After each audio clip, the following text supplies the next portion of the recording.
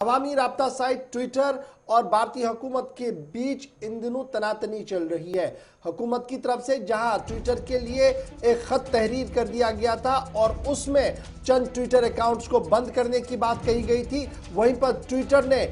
बंद करने के बजाय सरकार के साथ मुज़ाकरात करने की बात कही है और कहा है कि भारत के अंदर ट्विटर के जो नुमाइंदे हैं वो मरकजी वजारत के साथ राब्ते में हैं और बहुत जल्द अपनी पोजीशन को वाजिया करेंगे।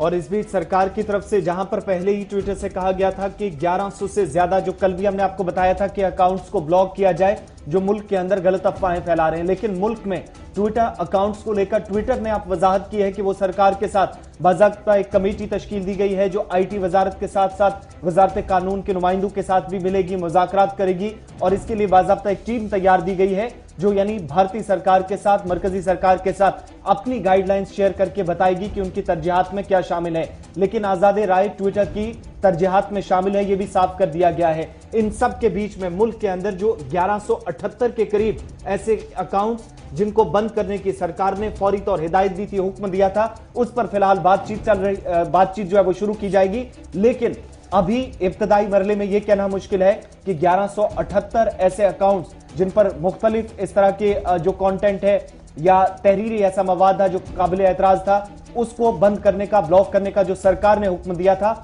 उस पर फिलहाल मोहर ट्विटर की तरफ से नहीं लगाई गई है।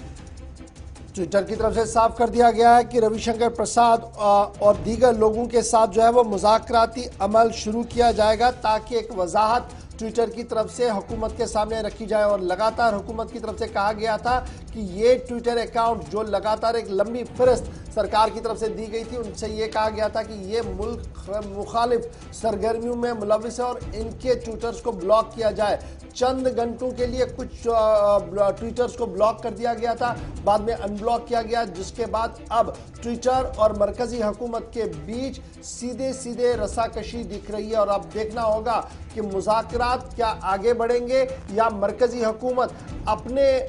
तरीके से आगे बढ़कर ट्विटर पर कार्रवाई करेगी, क्योंकि कल से लगातार जो खबर सामने आ रही है वो ये भी आ रही है कि मरकजी हुकूमत शायद ट्विटर के खिलाफ एक सख्त मौक़िफ़ इख्तियार करेगी। और यही वजह है कि कल से हमने देखा कि रविशंकर प्रसाद और दीगर वज़रा की तरफ से लगातार कू, जो मकामी तौर पर हमारा ट्विटर का न्यामुल बदल हो सकता है, कू ऐप, उसको डाउनलोड करने की तरकीब दी जा रही है और सभी वजारतों से कहा गया कि इसका एहतमाम और इस्तेमाल जो है वो किया जाए। तो लगभग मामला क्लियर होते जा रहा है कि आने वाले दिनों में किस तरीके से ट्विटर और सरकार के बीच बातचीत होगी। लेकिन कू नया ऐप जो है वो भी कल से बहुत ज़्यादा डाउनलोड होना शुरू